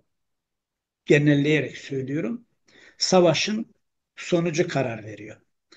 Bu yüzden de mesela Herakleitos gibi filozoflar, Hegel gibi filozoflar, Karl Marx gibi filozoflar savaşı bir noktada e, önemli görmüşlerdir. Yani savunmuşlardır. Savaş karşıtı olmamışlardır. Yani kimin haklı kimin haksız olacağına savaş karar verecektir. Ama bu savaşı biraz geniş anlamlı düşünmekte fayda var. Zaten Marx'ın ve Hegel'in zamanında özellikle Herakleitos'un zamanında zaten bugünkü gibi böyle İHA'lar, SİHA'lar, pusu kuran yani böyle börtü böceği katledecek kadar gelişmiş kimyasal savaş silahları yoktu. Emperyalist devletler, uşak devletler de savaş konusunda bu kadar acımasız ve tecrübeli de değildi. Şimdi bu devletler emperyalist devletler ve yönlendirdikleri devletler bu konularda çok uzmanlaştılar. Dolayısıyla e, senin söylediğin çok iyi niyetle keşke hani o şekilde olsa ama realite şunu gösteriyor ki e, bunun sonucuna e, savaş karar veriyor. Yani onun derinliğini, diz çökme, çöktürmeme, onun derinliğine ilişkin bir şey aklıma gelmiyor ama halk olarak hani bunu e, filozof olmazsak da şu analizi yapabiliriz. Ortada diyelim bir sorun var. Misal Ayşe kadın Veli Efendi'ye 100 TL borç vermiş. Veli Efendi de iade etmiyor. Yani şimdi bunların barışması kolay olmaz. Bunun tek çözümü var. Yani e, şey yerini bulması lazım. Adalet yerini bulması lazımdır denir ya. Veli Efendi'nin o 100 lirayı Ayşe Hanım'a iade etmesi lazım. Yoksa bunlar kavga etmeye devam ederler. Bu şey belki işi karikatürize etmek diyebilirsiniz ama bence değil. Yani şey Ama budur. dayanaklar var hocam. Uluslararası sözleşme dediğimiz, devletler hukuku dediğimiz, işte sizin öncelediğiniz ilk girişte değinmeye çalıştığınız hukuki, işte toplumu kendi iç dengelerindeki sıkıntıyı gidermek için hukuki yapılanma, anayasa vesaire. Yani buna dayanıyor diyor. E, Biz diyoruz ki ya anayasada bir madde değişse zaten sorunların çoğu çözülür diyoruz. O diyor ki asla dokunamazsın gibi. Böyle de bakmamız gerekmiyor mu biraz? Bence ona öyle bakmamak lazım. Kitap olarak böyle. Sayın seyirciler. Yani kitabı olarak böyle. Ama fiilen kimsenin anayasa, yasa, bilmem uluslararası hukuk böyle bir şey taktıkları yok. Lütfen bunları gözden geçirelim. Yani bizi yanıltıyorlar. Bize düpedüz yalan söylüyorlar. Yani yok toplumsal sözleşmeymiş, yok anayasaymış, yok bilmem Avrupa İnsan Hakları Mahkemesi'ymiş de bilmem neymiş de. Böyle olsa Birinci Dünya Savaşı, İkinci Dünya Savaşı çıktı. Uluslararası hukuk diye bir şey var. Engellenmesi lazım. Bir de o savaşlar, şu konuştuğumuz savaşlar onların yanında nedir ki? İki Dünya Savaşı'nda 100 milyona yakın insan katledildi. Yeryüzünde belki gelmiş geçmiş hiçbir bütün savaşların toplamında bile bunun onda biri kadar insan katledilmemiştir. Sayın Varol, dolayısıyla söylediğin konu önemli. Bakınız sayın seyirciler bu işte, Thrasymachos diye bir antik siyaset filozofu var. Ona sordular dediler ki adalet nedir? Veya hukuk nedir? Yani sonuçta Grekçe, Türkçe'ye nasıl çevrilecekse hukuk nedir veya adalet nedir? O da ne dese beğenirsiniz. Güçlünün işine gelendir dedi. Yani demiyor şeyde anayasada yazandır demiyor ki adam. Anayasada öyle yazabilir. Tanımıyorum diyor adam. Bizim Türkiye'de oluyor bu. Diyorlar ya anayasada yazıyor. Başkan ne diyorsun diyor. Anayasada tanımıyorum diyor. Bunu demin söyledik. İşte bu hümanist dönemin filozofları. Mesela işte Thomas Hobbes diye bir adam var İngiliz ekolü. Homo homini lupus diyor. İnsan insanın kurdudur. Tamam kurt olmaktan çıkalım baba ne yapalım? Thomas Hobbes'a soruyorlar ne yapalım diyorlar. Diyor ki bir devlet kuralım diyor. O devlet de diyor Leviathan deniyor ona Latincesiyle. Yani astığı astık, kestiği kestik. Evet, o diyor bu sorunu çözer diyor. Ya zaten onun yüzünden bu savaşlar çıkıyor diyor. Öbürü de zaten. Ha, yani bu yasal düzenleme yok anayasaya 3 tane madde ekleyelim yok 23 tane bilmem ne ekleyelim. Ya bu okullarda öğrencilere anlatırsın veya kahvede insanlara anlatırsın. Televizyona çıkarsın kitlelere anlatırsın. O bizim şu platformda Ama bugün bir sorunsal yapısı mesela hani deniyor ya Sayın Öcalan'ı gel işte mecliste konuş. Sayın Öcalan da ortaya çıkarmaya çalıştı. Ya eğer bir sistematik yapı varsa, devlet denen bir kurumsal yapılanma varsa bunu meclise taşıyın, tartışın. Ondan sonra hukuki olarak zemin oluşturun. Yani bir güvenceler verin. Yani silah bıraktırma ile ilgili biliyorsunuz şeyler var. Tamam hukuki olarak şey yapın. Silahı bırakmak zorunda kalan insanlara da yeni yaşam alanları oluşturun. Hapishaneleri boşaltın. Sorunu meydana getiren nedenleri ortaya ortadan kaldıracak. İnsanların en azından bugünkü insanlığın kabul ettiği ya işte anayasal, hukuki, ahlaki, etik şu nedenlerden dolayı böyle bir adım atılır ve halklar arasında da barış kurulabilir mi tartışması aslında. Bizim belki de gelmemiz gereken nokta o. Yani bir taraftan o dayanıklar bizim barışa gitmemizi sağlarken sizi dinlediğimizde ya onları konuşmanın bir anlam ve öneminin olmadığı böyle yine bu paradoksal yapı ortaya çıkıyor. Belki de en çok işte tartışmamız gereken an, zaman, süreç burası. O nedenle buradan şeye geleceğim. Ee, e, Bunu nasıl toplumsallaştıracağız bu barış talebini? Bu konuda neler yapabiliriz? Buyurun hocam. Teşekkürler. Tabii çok aktüel bir konu oldu. Evet. Ama epeyce de tartıştık. Belki bu tartışmadan sonra bu o aktüel Ya bu meselenin açılması isabetlidir. Şimdi evet şunu söylüyorum, tekrar altını çizelim. Bir savaş sürecinde barış söz konusuysa tarafların ikisi de savaştan bıkmış, yorulmuş, yenilmiş olabilir. Veya taraflardan birisi yenilmiş olabilir. Genellikle de yenilen taraf barış talebinde bulunur. Ben şu anda yani Türkiye Devleti ve Kürt hareketi arasındaki o dengeyi tam kestiremiyorum. Ama 2010'lu yıllarda şu tartışmayı hatırlıyorum. Şöyle konuşuyorlardı politik aktivistler, teorisyenler. Diyorlardı ki Türk devleti Kürt hareketini yenemiyor. Ama Kürt hareketi de Türk devletini yenemiyor, bir denge durumu oldu. Dolayısıyla bu denge durumu bugün ne aşamadadır bilemiyorum. Eğer senin söylediğin istikamette bir sonuç alınacaksa bu demektir ki yani Türk devleti evet, e, ben seni tanıyorum, seni kabul ediyorum. Buyur taleplerini söyle. Buna göre de ben de senin taleplerine büyük oranda uyayım. Kısmen diyemez. Zaten çünkü e, barış talep etmek zorunda kaldığına göre, eğer böyleyse yani barış talep etmek zorunda kaldıysa onu orada bırakmak istiyorum. Yani o konuda ne söylemek istediğim zannediyorum anlaşıldı. Onu orada bırakıp Hı hı. şu o tartışmayı birkaç cümle yürütmek isterim. Buyurun. Buna benzeyen bir şey zaten 2010'lu yıllarda o tartışmalar gündeme gelince peşinden zaten bir barış işte çözüm süreci falan diye konuştular yurt dışında, yurt içinde. Ee, O zaman gerçekleşmedi.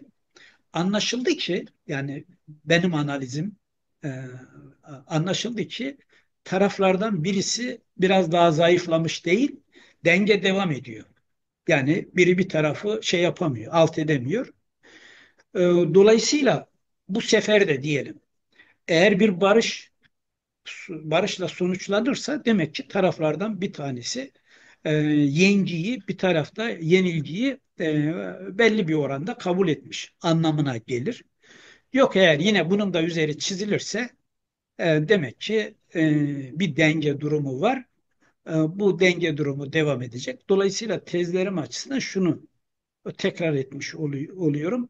Yani barışın gerçekleşmesi savaşın bitmesine, savaşın bitmesi de taraflardan, ya iki tarafın yani kaç tarafı varsa bir savaşın tümünün bıkıp usanıp yenilmesi veya taraflardan birinin yenilmesine bağlıdır diye düşünüyorum. Hele bir şey çıkacak, bir kişi çıkacak, öyle görüşmeler yapacak da böyle bir Kürt sorunu, ki bu son çözümlemede konuşmanın başında sen de bir iki defa gönderme yaptın galiba, bir ulusların kendi kaderini tayin hakkı üzerinden ortaya çıkmış bir sorun. Üstelik çok boyutlu, çok böyle adeta bölgesel şeylerin, öznelerin dışında e, küresel diyebileceğimiz bir boyutla kazanmış bir hareketin sorununu bir masa başı şeyiyle adeta darbesiyle hamlesiyle çözmek bana yani neredeyse hiç inandırıcı gelmiyor. Üstelik hani bu ülkede yaşayan bir vatandaş olarak barışa meraklı birisi olarak da hani düşündüğümde toplumun bu yönde bir inancının olduğu kanaatinde de değilim. Sayın var o. Yani bilmiyorum. Sen tabii bu konuları daha iyi de Oraya takip ediyorsun. gelmeden yine bu felsefi bağlamda, düşünsel daha doğrusu bağlamda, yani paradigmaların yıkıldığı süreçlerde sanki sizin söylediğiniz bir denge durumu veya o denge bozulma süreçleri de yaşanıyor. Yani hani bahsettik de ulus devletlerin sınırları çizildi. Herkes oh dedi, çekildi. Böyle biz gideriz dedi ama 100 yıl gidemediler. Yani bu Kürdistan'ın, yani Kürt meselesini Kürdistan sorunu, toprak sorunu olduğu çok apaçık.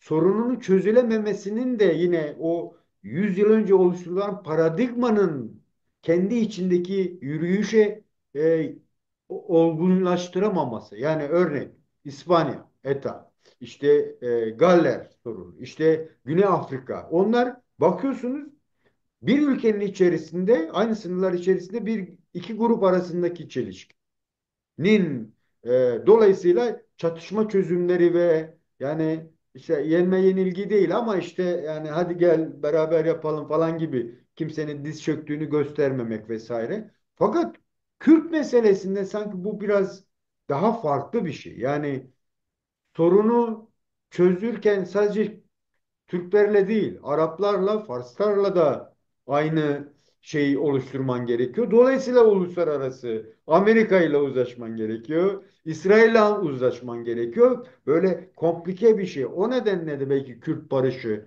biraz daha zor. Böyle baktığımızda sanki yani Kürtler veya Türkler ya sürece çok da iyi bakamıyor eleştirisi bana biraz haksız gibi geliyor. Yani öyle komplike bir olay ki e, Ege'deki Ayşe teyzenin veya işte Diyarbakır'daki garip amcanın evet demesiyle sanki olacakmış gibi yanılsamalar da yaratmamak gerekiyor. Yani o zaman gerçekçi olmak lazım. Bu Kürt barışının olgunlaşabilmesinin o paradigmasal değişim boyutuyla da bakıldığında bizi savaş düşüncesi artık ya yeter mi demeye götürüyor. Barışı önceleyip onu beslememiz gerekiyor. Düşüncesini nasıl toplumsallaştırabiliriz?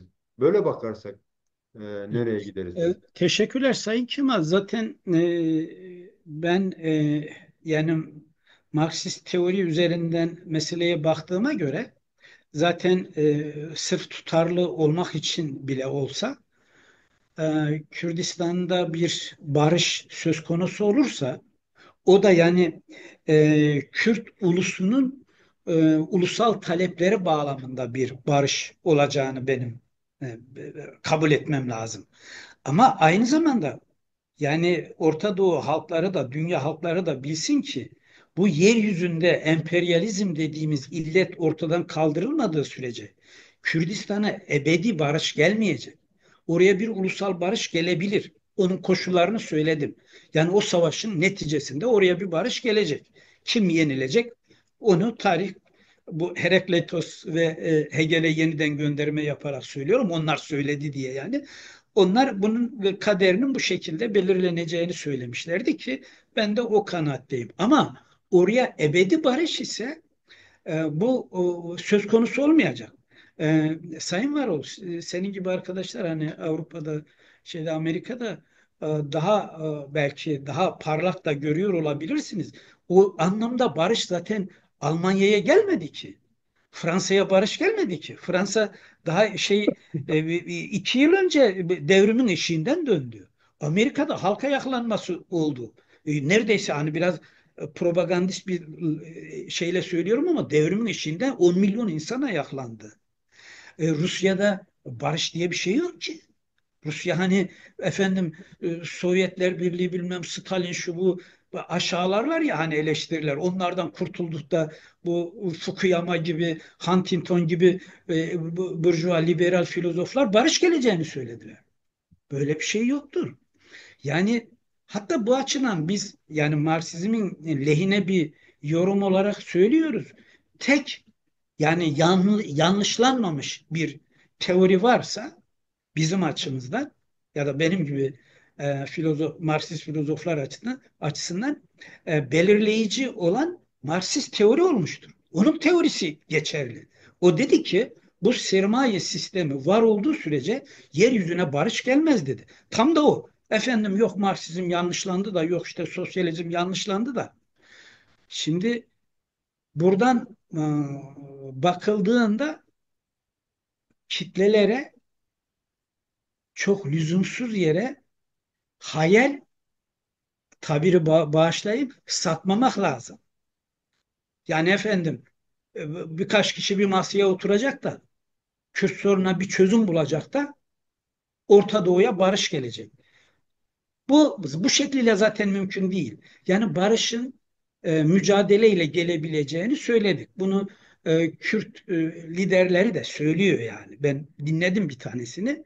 Yani adam bu şey yani böyle filozof gibi diyor ki ya bu barış için özgürlük için mücadele ediyoruz diyor. Savaşıyoruz diyor. Doğrusu da o şekilde olabilir. Onun dışında öyle uzlaşarak masaya başına getirip gelip iki tane üç tane madde değiştirerek yok efendim size işte şu okula gidin ya da şu televizyonu kurun. Yani buna dünya halkları herhalde inanmıyordur. Zaten Türkiye'de de ben bakıyorum böyle şeylere inanan olmuyor. Ama yani senin buna rağmen yani bir yol yani bir yol yöntem bulunabilir mi noktasında ya olur ya e, kardeşim şimdiye kadar olmadı ama masa başında bu sorun çözülür. Sayın seyirciler, değerli arkadaşlar ya halihazırda savaş devam ediyor. Yani Kürt medyasını izliyoruz, Türk medyasını izliyoruz. Anında sürekli savaş var. Yani hem savaşıyorlar hem masa başında konuşuluyor bu. Sayın var. Yani inandırıcılığı da yok. Bu açıdan yok. Ama olsaydı yani senin ya buna rağmen olamaz mı? Hak, hukuk zerre kadar da olsa bir işlev göremez mi dediğini de düşünebilirdik. Hiç değilse direkt bir ateşkes olurdu. Ya biz kim yendi, kim yenilmedi? Biz ona bakmayalım. Biz buna bir çözüm bulalım. Yani biz bu işten muzdaribiz dediği iki taraf. Bu da mümkündür demiştim ben zaten. Böyle bir şey yok ki halihazırda bir boğazlaşma devam ediyor. Hocam bunu Yani sormamın sebebi yani görünen ile gerçeğin çok böyle karmaşıklaştırıldığı ve halkların karşılaştırılma zemininde olayı götürdükleri için dolayısıyla söylediğiniz anlamda o gerçekliği yakalamıyoruz. Şuradan hareket ediyorum. Yani Kürt, Kürdistan meselesi ve Kürtlerin hakların talebinin meselesi uluslararasılaşmasının da getirmiş olduğu büyük bir sıkıntı var. Yani bir düşünelim. Yani bir taraftan bir halk var ve kendi kaderini öbür halklar kadar hakkı olan, haklarını kendi toprakları üzerinde yaşamak istiyor. Mücadele ettiği güçler sömürgeci güçler ve paradigmayı oluşturan egemen güçler. Yine bu savaşını verirken beraber hareket ettiği güçleri de aynı güçler. Yani bir taraftan sömürgecisine karşı savaşırken öbür taraftan 50-60 tane yakında batılı devletler o silah tüccarlarından tut bilmem neye kadar savaş makinaları olan ülkelerle de hareket etmeleri gerekiyor. Sorunun çeliştiği nokta bana kalırsa Kürdistan ve Kürt meselesinde yani sanki Kürtler ve Türklermiş sadece sorununun arka planını kaybettiriyor bu bize. Yani sadece Kürtler ve Türkler arasında değil. Tamam bağlayıcılığı belki o. Çünkü emperyalistlerin bir ön kolu olduğu için belki de Türkiye ile anlaşmamız gerekiyor. Bir de şöyle bir şey var. Rojava denen bir gerçeklik bu bugüne kadar devam etmiş olan savaşların bazı nedenlerinin de sıfırlandığı zeminlerin yarattığı bir düşünsel arka plan gelişiyor. Yani işte Rojava diyoruz. Rojava'da sadece Kürtler yok. Araplar var, Ermeniler var, Asuriler var, işte Hristiyanı var, Alevisi var. Hem inançlar, birçok inancın, birçok etnik yapının ortaklaşıp yeni bir yaşam alanı kurmak neye rağmen? İşte hem bir taraftan paradoksa bakar mısınız? Hem emperyalizme karşı bir düşünce gelişiyor, bugüne kadarki paradoksu, hem de onlarla beraber hareket etmen gerekiyor. Ama bir taraftan da Giuliani diye bir başka bir şey çıkıyor. O da yine emperyalistlerin desteklediği, işte İngiltere'nin, Türkiye'nin vesaire. Yani bu olguyla da bakıldığı zaman Rojava'daki bu yeni olgunun en azından barışa yeniden ulaşabilmenin yolu yordamı olarak düşünsel olarak bir şeyi olacak mı görünürde önümüzdeki mesela son 10 yılda bu barışı oluşturur mu? Örmek istediğimiz noktayı biraz genişletir mi zeminin? Böyle bakarsak Teşekkürler neler diyeceksin? Sayın Varol. Bu antik çağ filozoflarından yanılmıyorsam Anaksagoras adında bir filozof var. Bu şöyle bir cümle söylemişti, öyle hatırlıyorum. E, Ya biz aslında diyor filozoflar olarak diyor bu varlık dünyası nedir ne değildir açıklarız açıklamasına da diyor. Varlığın kendisi diyor çok karmaşık diyor. Biraz diyor yalın olsaydı neydi ne değildi? Yani havadan mı geldik, sudan mı geldik, bilmem apayrıldan mı geldik, idadan mı geldik, tözden mi geldik açıklardık diyor ama varlık diyor çok katmanlı, çok kompleks diyor. Şimdi sen de bunu Kürdistan olgusuna uyguladın. Ya şimdi Türkiye sol hareketinde bir eğilim var. Bu eğilim zayıfladı ama devam ediyor. Ee, Kürdistan hareketleri emperyalistlerle işbirliği yapıyor diyorlar. Fakat böyle bakılırsa Che Guevara'dan Mao Zedong'a, Lenin'den Troçki'ye kadar, Stalin'e kadar emperyalistlerle herhangi bir şekilde biraz argo olacak müsaadenizle iş tutmayan bir Marksist eylem adamı olmadı. Yani de facto koşullar gereği e, taktik deniyor buna. Yani strateji yerine taktik deniyor. Böyle taktikler izlenir. Bu yüzden senin söylediğin aynı zamanda yani Kürtlere bir eleştiri, bu eleştiriye nasıl yanıt verilirdi gibi bir beklenti varsa o yanıt bence bu olur. Bu yüzden bir hareketi gidip emperyalistlerle onu bunu yaptı diye yani misal bir tartışmada da olmuştu da Deniz Gezmiş'in elindeki silah e, kendi örgütünün fabrikasında mı yapıldı diye. Yani onun için işin içinden çıkılmaz o tartışmanın. Burada gerçi sen belirttin ama onun ben de altını çizmem lazım. Bütün bu kompleks yapıya rağmen Kürt ulusu devletini arayan bir ulus durumunda. Yani bir şeyin kitabı vardı bir yazarın şimdi yazarı unuttum da ulusunu arayan devletler devletini arayan uluslar. Yani diyelim ki İtalya, Türkiye kurulduğu zaman devlet var ama ulus yok. Ulusu İtalyan o bir İtalyan filozofu demişti. İtalyan devletini kurduk. Şimdi İtalyan ulusunu yaratacağız demişti. Türkiye'de Osmanlı zaten güçlü bir devletti. O devletin bakiyesi olarak bir devlet ortada var. Ama ulus işte Kürt, Türk, bilmem Ermeni, Süryani, Çerkez, Pontus vesaire bunlardan işte bir tane Türk ulusu yaratacaklardı. Yarattı. Kürtler ise tersi bir durum var. Ortada ulus var. dediklerine göre 40-50 milyonda nüfus var. Belli bir coğrafyada da yaşıyorlar. Hani bu Bolşeviklerin savunduğu ulusların kendi kaderini tayin hakkına uygun bir topluluk da oluşuyor. Çünkü bir ulus bilmesi için bir topluluğun aynı toprak parçası içerisinde yaşaması lazım. Aynı tarihsel kültür içerisinde var olması lazım.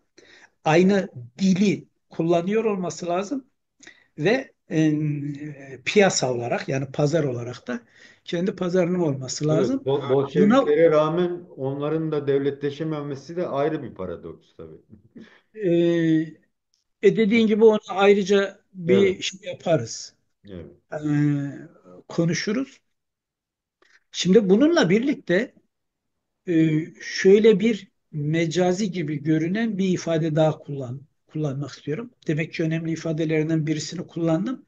Buyurun. Kürtler e, devletini arayan ulus pozisyonunda. Yani bu uluslaşma analizleri, teorileri yapılırken nereye oturur? Buraya oturuyor. Hı hı. İkincisi ise e, devlet olmamasına rağmen bir hareket ya da işte örgüt parti adı da söylüyorlar. Kürt hareketi diye ben genellemiş olayım. Bu Kürt hareketi her ne kadar bir devlet değilse bile bilhassa bölgede birçok devletten daha fazla etkili olan yani emperyalistlerin de tabii ilgi odağı olmasının bir nedeni bu. Çünkü büyük bir güce dönüşmüş. Henüz devlet yok ama herhangi bir devletten daha güçlü. Hatta artık bir Orta Doğu halkı olmaktan da çıkmış.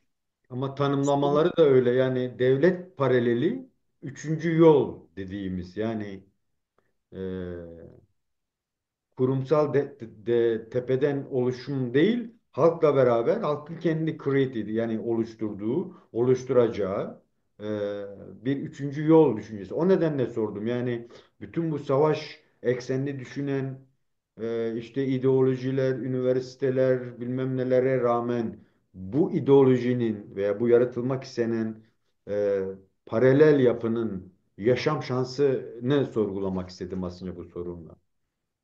İşte Böyle bunun bir belki iki şeyi var şu anda. İki e, yani ikili dualizm deniyor ya. evet. Bir dualist görüntüsü var. Çünkü bu hareket klasik manada bir ulus devlet talebiyle ortaya çıkmış. E, öz olarak bu aslında. Ama gelinen süreçte dünya konjonktürü veya ulusal taleplerin zayıflaması, ulus devletlerinin şeyini yitirmesi, albenisini yitirmesinden dolayı ikinci bir eğilim daha ortaya çıkıyor. O da bu işte demokratik özerk yönetim olayı süreci ve Türk egemen sınıflarına da zaten şu öneriliyor. Demokratik bir Türkiye koşullarında Kürt sorunu çözülebilir. Ama bunlar yani benim ulus teorisi açısından düşündüğümde benim çok inandığım şeyler değil. Yani bu da olabilir. Yani ben daha çok bir hareketin doğal sınırlarının, doğal taleplerinin olduğuna inanıyorum.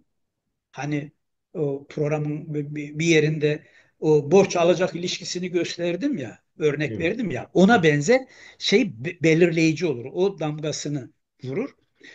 Burada ben bu dualist yapıyı görmeme rağmen e, birisi ön plana çıkacaksa yani illa bir bağımsız Kürdistan devleti e, kurulması da şart değil. Yani bunu Kürtler ya da onlar kendileri karar verecektir.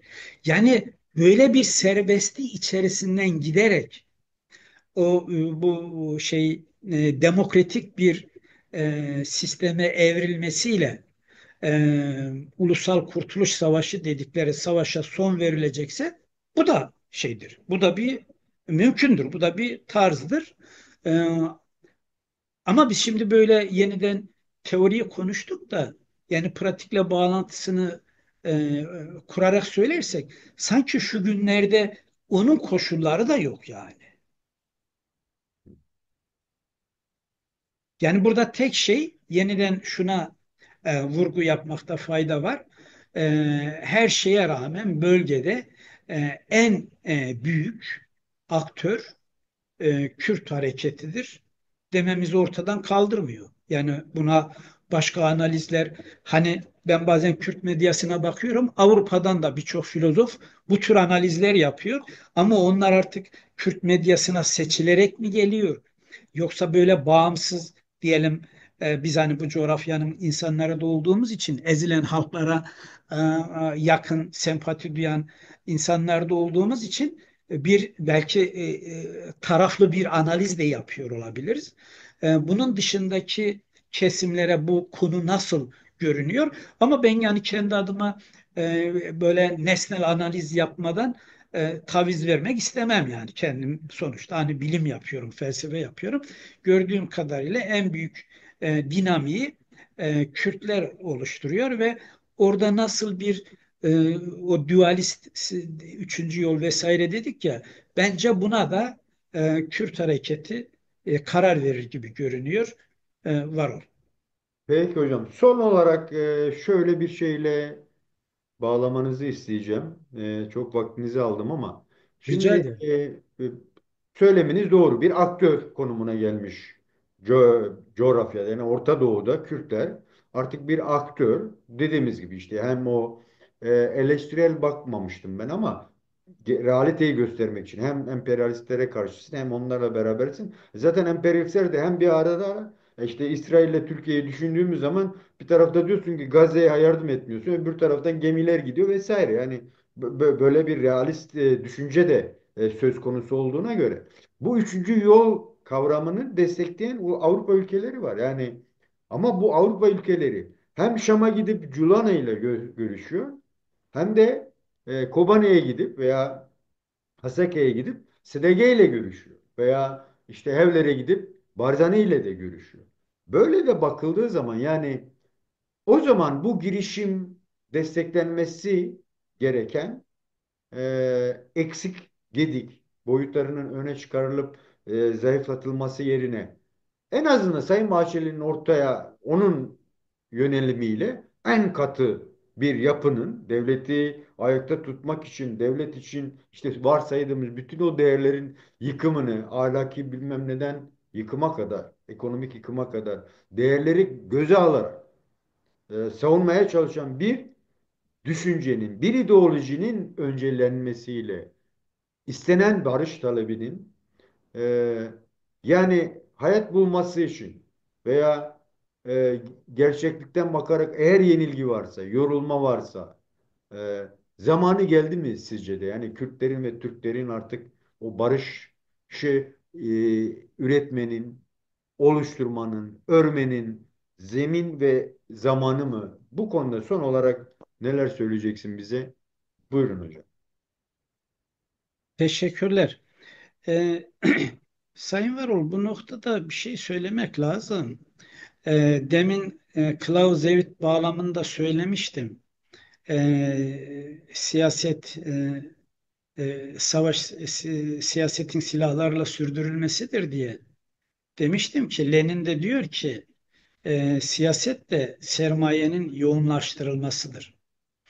Yani Türkiye'de Kürtlerle olası bir barış veya anlaşma, o anlaşmanın içeriği, yani e, devlet kurma talebi de dahil olmak üzere kültürel haklar, siyasi statü vesaire, buna karar verecek Türk tekelci burjuvazisidir.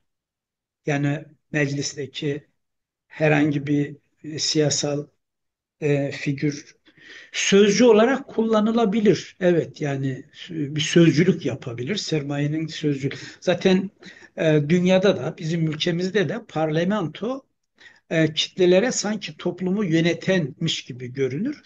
Oysa sermayenin sözcülüğünü yapar. Yani sermayenin sözcüler kulübüdür. Dünyanın her yerinde parlamento.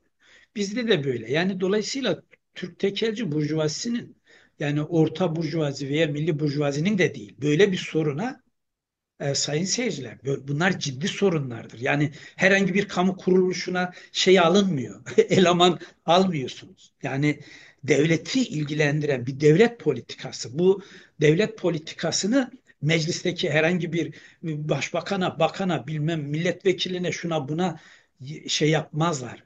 Yani onların öyle yetkisi olmaz. Yani sermaye bir devlet politikası belirler. O politika, reçete neyse meclisin, parlamenterlerin elinde olur ve onlar memleketi buna göre şey yaparlar, yönetirler. Bu yüzden mesela bu konuda e, Türk egemen sınıfları Kürt sorununa acaba nasıl bir çözüm öneriyorlar? Bunu esasen sermayenin içinden bizim biliyor olmamız lazım ki benim gibi sıradan bir adam hani bunu zaten şey mümkün değil. Veya işte bu sözcüler diyelim ki dile getirdiyse onlar yani kim nereden nasıl fısıldandı, ellerine nasıl bir yol haritası verildi. Yani ben şunu araya sıkıştırayım. Yani bir moral olarak hem dünya halkları için hem ülkemizdeki Türkiye toplumu ve Kürdistan halkları için yani barışın kolay bir şey olmadığını ve yarın öbür gün gerçekleşebilir bir şey olmadığını bilelim ki sonra yani hayal kırıklığı yaşamayalım. Moral çöküntüsü yaşamayalım. Ama barış içinde olabildiğine en geniş çerçevede en geniş ittifaklarla bir araya gelerek barışı gerçekleştirmenin de yolunu arayalım derim.